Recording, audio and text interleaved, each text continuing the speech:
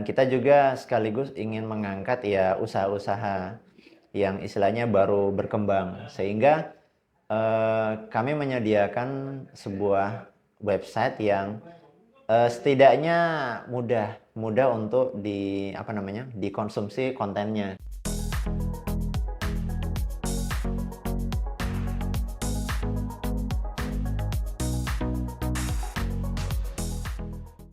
Assalamualaikum warahmatullahi wabarakatuh, sahabat ZK Digital Channel.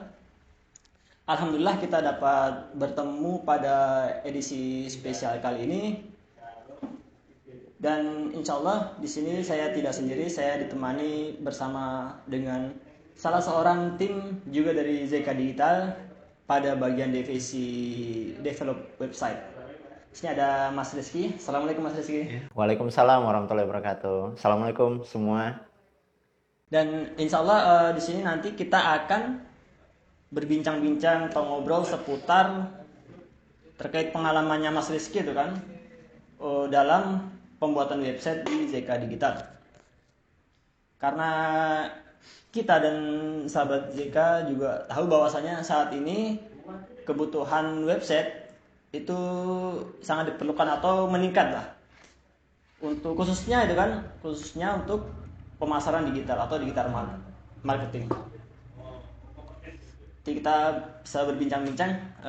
Di sini kan Mas Rizky itu kan sebagai penanggung jawab ataupun yang memegang penuh dalam menangani klien pembuatan website. Nah, kira-kira dari pengalaman Mas Rizky itu kok bisa sih kapan mulai karir di pembuatan website ini? Ya, bismillah. Jadi saya mulai berkarir di dunia website itu sejak pandemi, tepatnya itu pada tahun 2020. Jadi seperti itu. Jadi karena sebelumnya ya ini ceritanya saya pindah kerja sekaligus pindah kos-kosan gitu. Nah, di ZK inilah saya memulai karir menjadi seorang develop website. Kalau boleh tahu basic awalnya?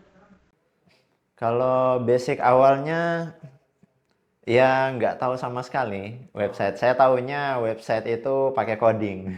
Website itu pakai coding, cuma karena atasan saya memberikan saya penjelasan sedikit seputar website, oh ternyata ada jenis website yang tidak perlu coding. Nah, dari situlah saya mulai menggeluti bidang website.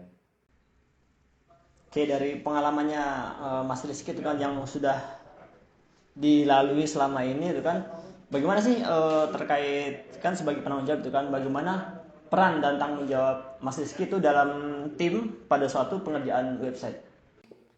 Nah, sebagai bagian dari manajer untuk tim develop website itu, ya kalau saya lebih ke ini ya, mengalami sedikit kesulitan gitu kan, kesulitan untuk mengelola tim karena basic saya juga kekurangan skill untuk berkomunikasi, kekurangan skill untuk membuat sebuah perencanaan. Tetapi ya selama saya di ZK, saya sudah belajar banyak hal, mulai dari membuat tas-tas kecil gitu kan. Kan mendevelop sebuah website itu kan sebuah tas yang besar. Nah, itu bagaimana caranya kita membagi tas-tas yang besar tersebut dalam tas-tas yang kecil. Sehingga dalam tim itu kita mendelegasikan beberapa tas, kemudian kita melakukan sebuah briefing sebelum kita mendevelop sebuah website. Seperti itu. Jadi kalau saya tangkap di sini kurang lebih sebagai pemegang penuh itu kan berarti Mas Rizky juga memiliki wewenang itu kan, jadi punya tugas sebagai leader ya, sebagai pemimpin di sana, bagaimana caranya untuk mengatur tim dan rekan yang ada. Oke, kalau biasa yang sudah dialami selama ini itu kan biasanya CMS apa yang dipakai itu kan dalam pengelolaan atau pembuatan website di ZK Digital? Ya, seperti yang teman-teman semua ketahui bahwa ya di ZK ini kan kita menggunakan CMS ya. Nah, kalau yang saat ini saya pakai itu menggunakan WordPress. Karena ya untuk saat ini kami itu mengincar klien-klien yang istilahnya lebih ke arah UMKM, klien-klien UMKM, dan kita juga sekaligus ingin mengangkat ya usaha-usaha yang istilahnya baru berkembang, sehingga kami menyediakan sebuah website yang setidaknya mudah untuk dikonsumsi kontennya.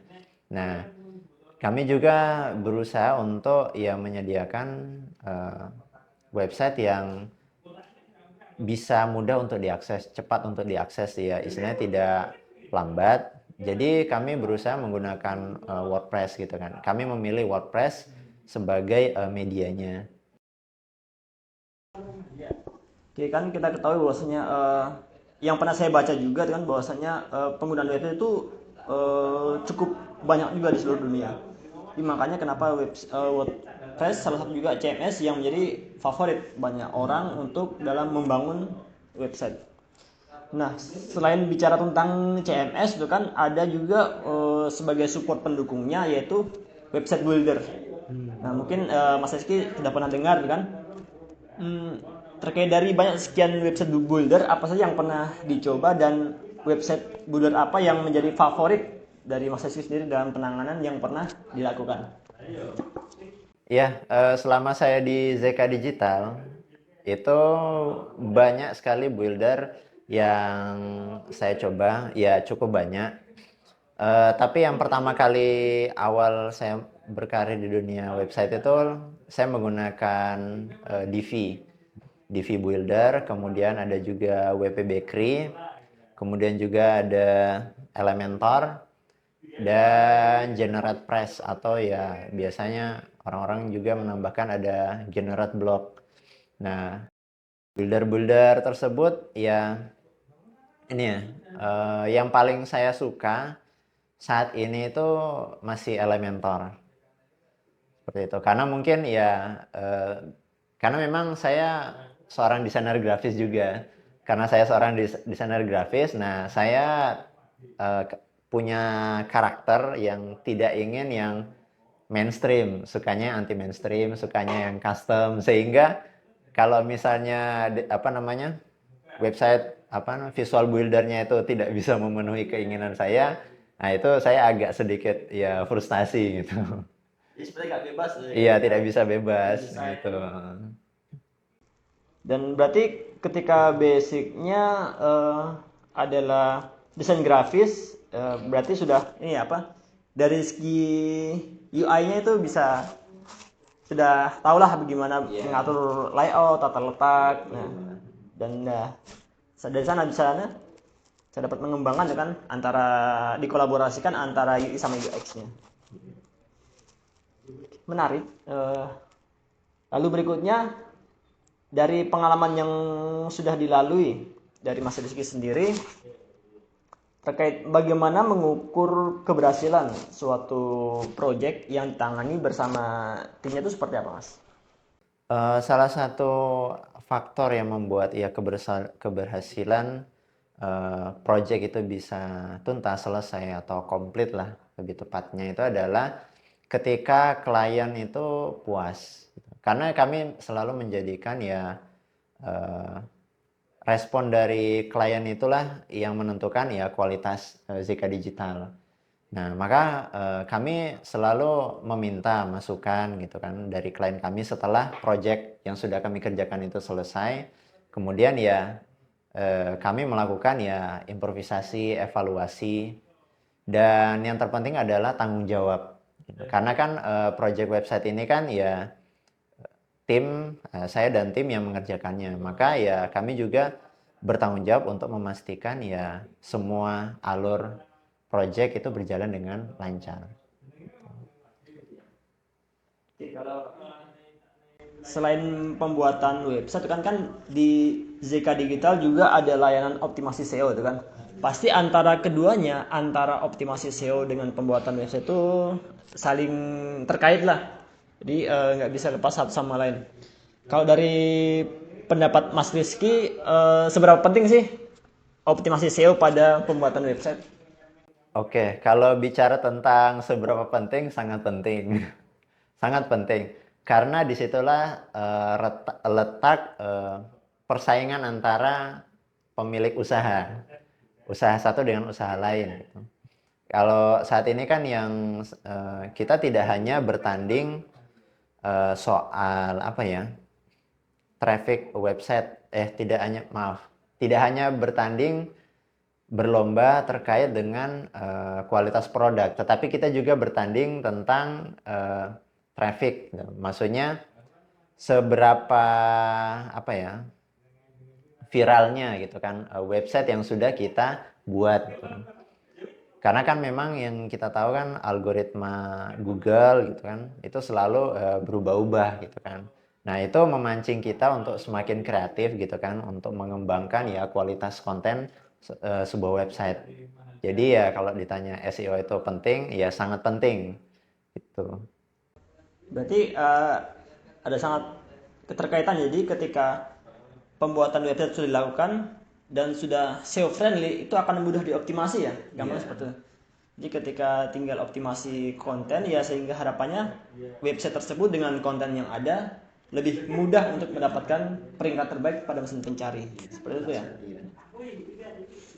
Oke, mungkin ini yang terakhir ya kan, mungkin juga untuk perlu sahabat JK ingin tahu kan, bahwasanya kalau misalkan sahabat JK ingin memutuskan untuk membuat website kan, itu Mas sebagai yang buat kan, atau penanggung jawab yang buat, apa sih yang diperlukan bagi sahabat JK, yang perlu disiapkan apa aja sih? Mungkin seperti ya sudah siap produknya, atau mungkin mau taruh visinya seperti ini, atau kontaknya seperti ini, itu seperti apa yang perlu disiapkan oleh sahabat JK?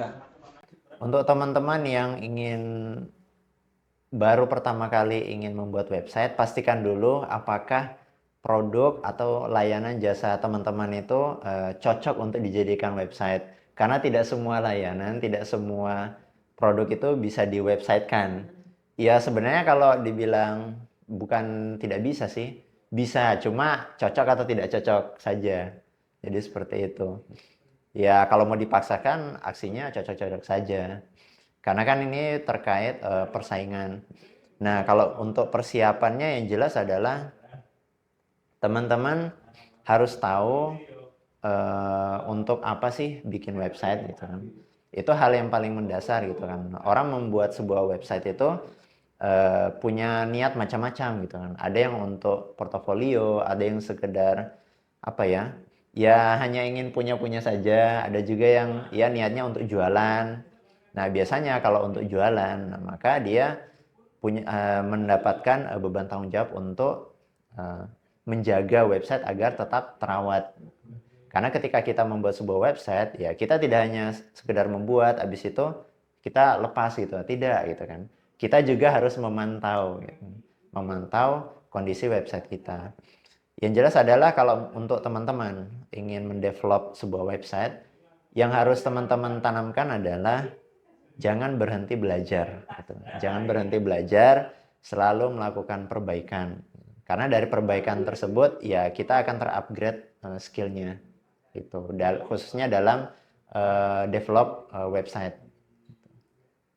Oke, mungkin alhamdulillah, terima kasih Mas Rizky ya sudah menyempatkan waktunya untuk kita berbincang bersama untuk bagi pengalamannya dalam membuat ataupun mengelola website. Mungkin juga nanti insight baru atau ilmu baru bagi sahabat ZK di rumah. Terkait itu juga bahwasanya di ZK Digital, jika sahabat ZK ingin mengetahui informasi seputar optimasi SEO tentang website ataupun bisnis, dan juga ingin mengetahui lebih lengkap tentang layanan yang ada di ZK Digital, bisa kunjungi website kami di zkdigital.com. Terima kasih, itu aja. Terima kasih atas kesempatannya. Ya, sama-sama Mas. Dan jangan lupa untuk teman-teman di share apabila ilmu ini bermanfaat, dan di like, dan jangan lupa di subscribe. Sekian, assalamualaikum warahmatullahi wabarakatuh.